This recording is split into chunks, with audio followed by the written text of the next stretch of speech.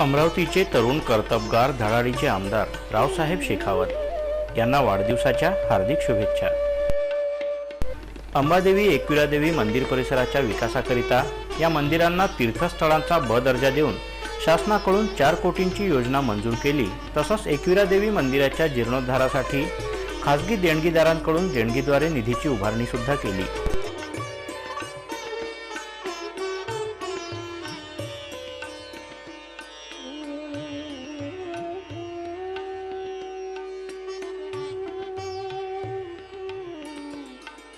जिल्हा सत्र न्यायालयाची जुनी जीर्ण इमारत, वकिलांची अपुरी बैठक व्यवस्था ही स्थिती बघितल्यानंतर आमदार रावसाहेब शेखावत यांनी या जुन्या इमारतींच्या जागेवर नवीन प्रशस्त इमारत व्हावी याकरिता प्रयत्न केले। त्यांच्या प्रयत्नातून या ठिकाणी 7 मजली प्रशस्त इमारतीचं काम सुरू झालं। या कामावर एकूण 35 कोटी खर्च होणार आहे।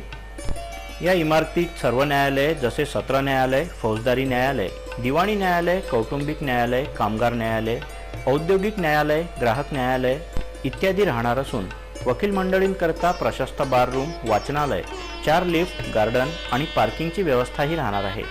अनेक वर्षापासून जागेअभावी रखडलेला सामाजिक न्याय भवनाचा प्रश्न अतिशय गंभीरतेने घेऊन स्थानिक पोलीस आयुक्तालयालगतची शहराच्या मध्यवस्तीतील जागा या भवनाकरिता मिळवून दिली।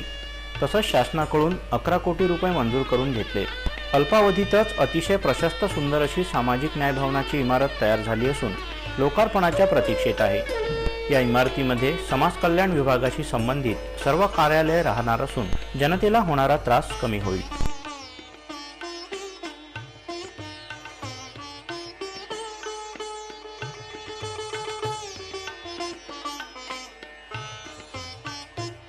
मुस्लिम बहुल क्षेत्रात स्वातंत्र्यपूर्व काळापासून एकही राष्ट्रीयकृत बँक नव्हती। त्याकरिता पठाण चौक येथे आमदार शेखावत यांनी स्वतः जागा खरेदी करून तेथे इमारत बांधली आणि तेथे एक सोडून 2 राष्ट्रीयकृत बँका जसं सिंडिकेट बँक आणि सेंट्रल बँक अत्याधुनिक ATM सह सुरू केल्या। तसंच नवसारी परिसरात सुद्धा राष्ट्रीयकृत कॅनरा बँकेची शाखा सुरू करण्यात आमदार रावसाहेब शेखावत यांनी पुढाकार घेतला।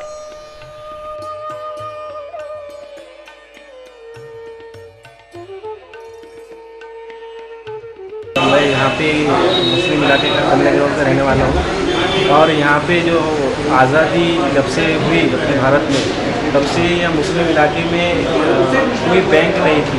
लेकिन माननीय रावसाहेब शेखावत ने जब यहाँ से चुनकर आए तो यहाँ पर जो है तो नेशनलाइज बैंक का उन्होंने निर्माण किया, यहाँ पे बिल्डिंग बनाई और बैंक यहाँ पे लाई और एक नहीं बल्कि 2 बैंक लाई। तो हम लोगों को बहुत फ़ायदा हो रहा और अक्सर मुसलमानों को यहाँ पे बहुत फ़ायदा हो रहा क्योंकि अभी जो खाद्य की सुरक्षा क्या बोलते राशन कार्ड का जो तो उसके लिए हमारे इलाके के लोगों को शहर में सिटी में जाना पड़ता था, जो कि यहाँ जाने के लिए 50 रुपये, आने के लिए 50 रुपये लगते थे।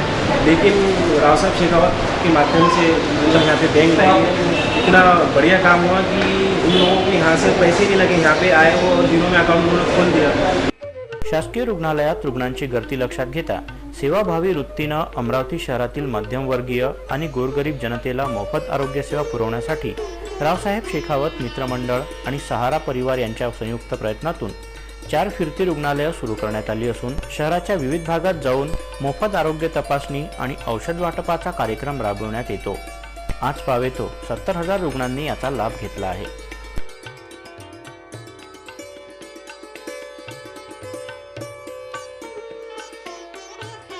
अमरावतीकरांची गरज लक्षात घेता आमदार शेखावत यांच्या विशेष प्रयत्नानं व महामहिम माजी राष्ट्रपती प्रतिभाताई पाटील यांच्या आशीर्वादानं अमरावती येथे नवीन मॉडेल रेल्वे स्टेशन उभारण्यात आलं व आमदार शेखावत यांच्या सतत पाठपुराव्यानं अमरावतीहून 7 रेल्वे गाड्या सुरू करण्यात आल्या। यामध्ये अमरावती मुंबई, अमरावती सुरत, अमरावती जबलपूर, अमरावती नागपूर आणि अमरावती तिरुपती या रेल्वे गाड्यांचा समावेश आहे। आमदार रावसाहेब शेखावत यांच्या पुढाकारानं बडनेरा येथे सुमारे 250 कोटी रुपये खर्चून 196 एकराच्या जागेत रेल्वे वॅगन कारखाना उभारण्यात येणार आहे। त्यामुळे अमरावती व बडनेरा येथील युवकांना नोकऱ्यांच्या संधी उपलब्ध होतील आणि अमरावती बडनेरा विकासाला चालना मिळेल। रेल्वे वॅगन दुरुस्ती कारखाना उभारण्याबाबत जमीन अधिग्रहणाची प्रक्रिया अंतिम टप्प्यात आलेली आहे व वॅगन कारखाना उभारण्यास लवकरच सुरुवात होत आहे। भारतीय घटनेचे शिल्पकार डॉक्टर बाबासाहेब आंबेडकर यांच्या जन्मदिनी व महापरिनिर्वाण दिनी अमरावतीच्या एरविन रुग्णालयापुढील डॉक्टर आंबेडकर यांच्या पुतळ्याला अभिवादन करण्याकरिता लाखो अनुयायी येतात। त्यांच्या भावनेचा आदर करून आमदार रावसाहेबांनी पुतळ्याच्या परिसराचं सौंदर्यीकरणाचं काम हाती घेऊन त्यांच्या आमदार निधीतून 17.5 लाख रुपये देऊन पुतळा परिसर सौंदर्यीकरणाचं काम पूर्ण केलं। तसंच चित्रा चौकातल्या महात्मा फुले यांच्या पुतळ्याच्या सौंदर्यीकरणाचं काम सुद्धा करण्यात आलं आहे। अमरावती शहरातील मुस्लिम धर्मियांच्या धार्मिक स्थळांचं सौंदर्यीकरण करण्याचं काम आमदार शेखावत यांनी हाती घेऊन मद्रासी बाबा दर्ग्याला क दर्जा प्राप्त करून दिला। तसंच शहरातील तकिया दर्गा, चिश्तिया मस्जिद, युसुफशाह दर्गा या मुस्लिम धार्मिक स्थळांचं सौंदर्यीकरण तसंच पठाण चौकाचं सुद्धा सौंदर्यीकरण करण्यात आलं।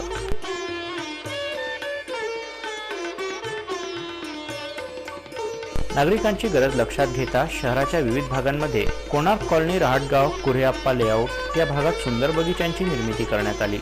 याकरता 1 कोटी रुपये खर्च करण्यात आले आहेत।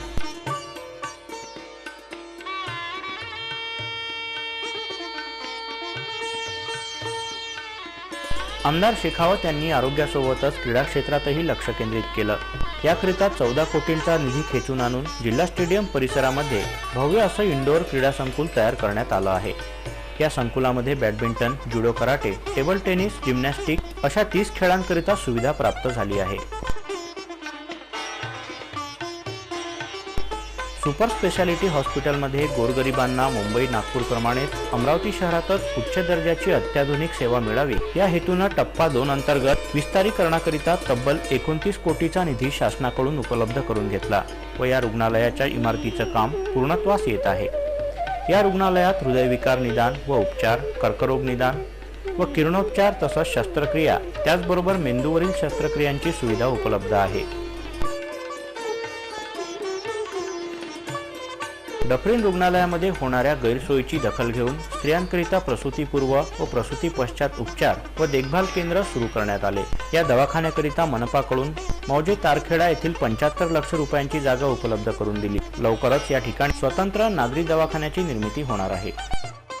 गाडगेनगर येथील संत गाडगेबाबा मेमोरियल खुल्या जागेमध्ये गाडगेबाबा स्मृती भवन बनवण्याकरिता सातत्यपूर्ण प्रयत्न करून 11 कोटीची योजना मंजूर केली। त्यापैकी 1 कोटी 75 लाख रुपये प्राप्त झाले। या ठिकाणी कल्चरल व्हॅल्यू एज्युकेशन सेंटरची प्रशस्त इमारत बांधली जात आहे। अमरावतीकरांच्या धार्मिक भावनांचा आदर ठेवत आमदार शेखावत यांनी तिरुपती येथील भगवान बालाजीचं दर्शन अमरावतीकरांना घडवलं। भगवान बालाजी व आई पद्मावतीचा विवाह सोहळा कल्याणोत्सव शहरामध्ये आयोजित करून अमरावतीकरांच्या डोळ्याचं पारणं फेडलं।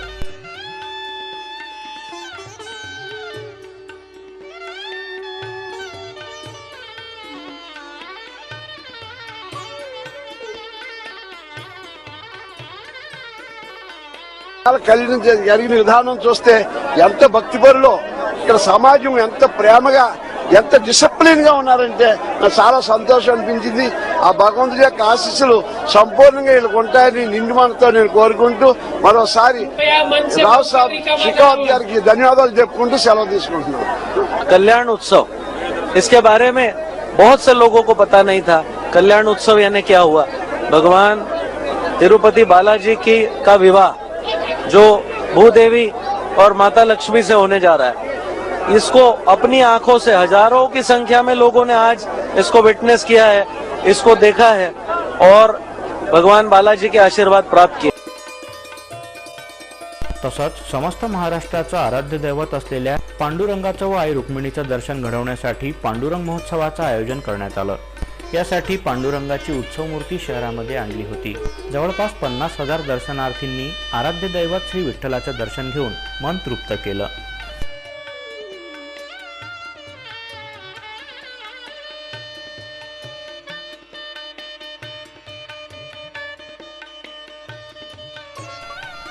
शहरातून तिरुपती भगवान बालाजींच्या दर्शनाकरता मोठ्या संख्येने भाविक जातात। ही बाब लक्षात घेऊन आमदार शेखावत यांनी तिरुमला तिरुपती बालाजी संस्थानचे ई-कॉम्प्युटर अमरावती येथे सुरू केले। त्यामुळे भक्तांना तिरुपती येथे दर्शनाची व राहण्याची व्यवस्था झाली आहे। त्याचबरोबर अमरावती तिरुपती रेल्वेगाडी सुरू करून बालाजी दर्शनासाठी थेट अमरावतीवरून जाण्याची सुद्धा व्यवस्था करण्यात आली आहे।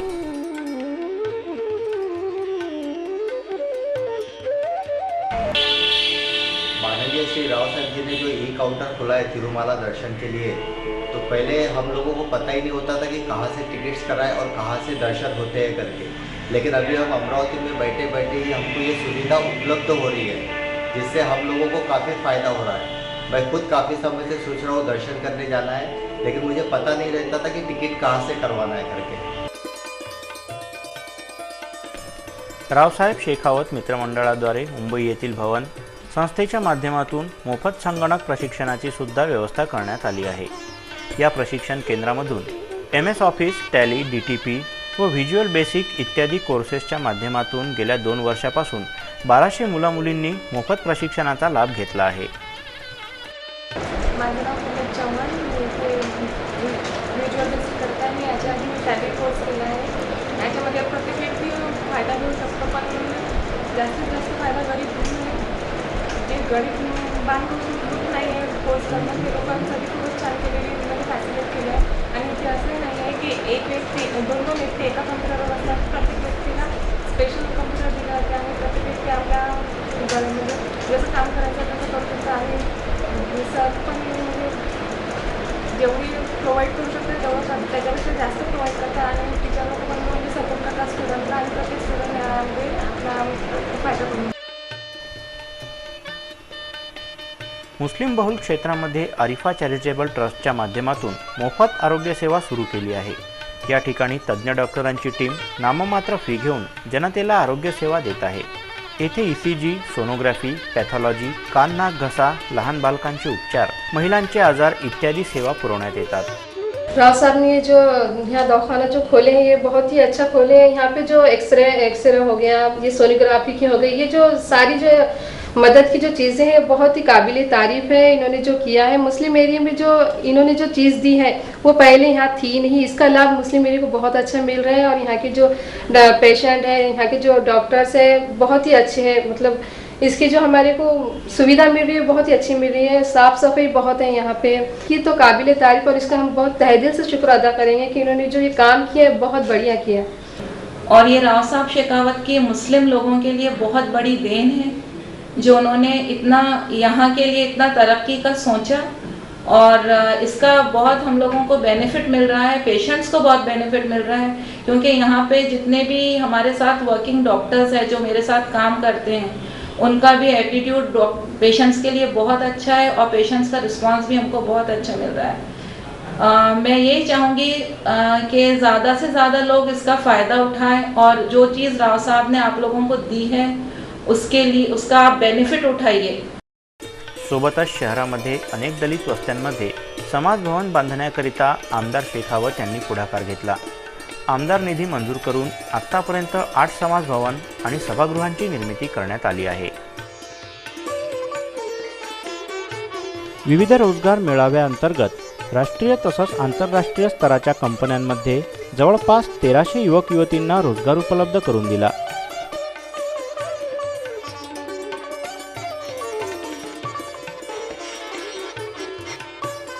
तसंच अल्पसंख्याक मुलींसाठी तब्बल 2 कोटींच्या निधीनं VMV परिसरात वसतिगृह मंजूर केलं असून या वसतिगृहाचं बांधकाम प्रगतीपथावर आहे।